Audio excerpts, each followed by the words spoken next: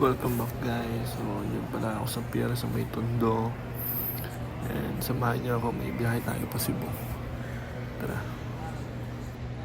Ito pala yung mga gamit ko, yan lang yung dala ko. May bag ako dyan. Then isa pang bag and then yung laptop.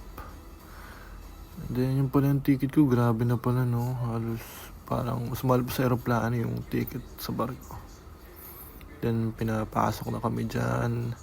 And then ito yung room, grabe ang ganda dyan. Check nyo.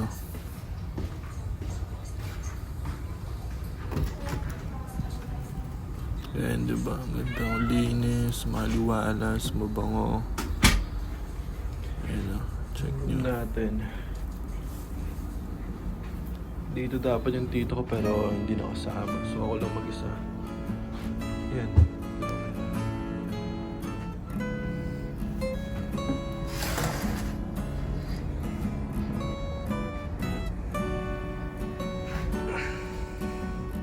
Yan, nag-check ako sa laptop. Kala mo naman may ginagawa pero wala talaga.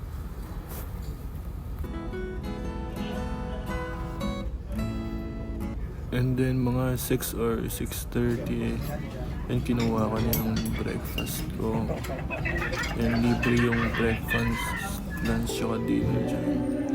Then yun yung Island Fiesta kung tawagin nila. Ikaw kumain, pwede kang bili dyan. Pero konti lang yung mga pwedeng bilhin. And then yan, kakalaeg lang ng barko. Yung umikot pa yun dyan. After nyan, ito yung lunch natin, solid.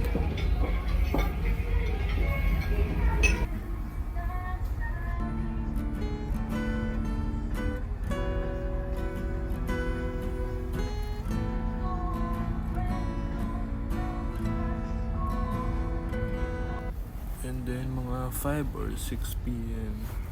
medyo paggabi na, medyo malakas na yung halo dyan kaya medyo nakakahilo. Kinaumagahan, pumunta ako sa sun deck. Tingin-tingin lang, malapit na rin kami niyan.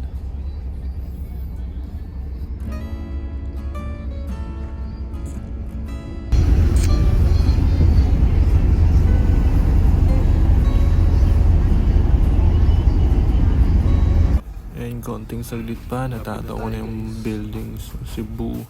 Lapit na tayo. Lapit na tayo guys.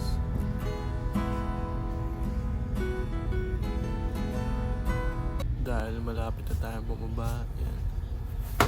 Ayos na tayo. Bihis, ligpit ng gamit. Let's go.